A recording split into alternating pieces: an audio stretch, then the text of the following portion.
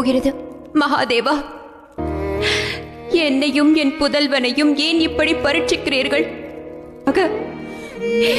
ஹனுமானுடைய தாயை கடத்துவதற்காக நிர்பந்திக்கப்பட்டுள்ளான்.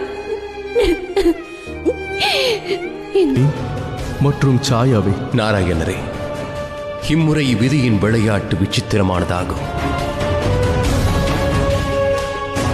மறந்து விட்டாய் ராகு. நீ மற்றொருவரையும் அழைத்து வந்திருக்க வேண்டும். மகராசுரன் எங்கே? அவன் திமிரு பிடித்தவன். மனம் விரும்பும் பொழுதுதான் இங்கு வருவான்.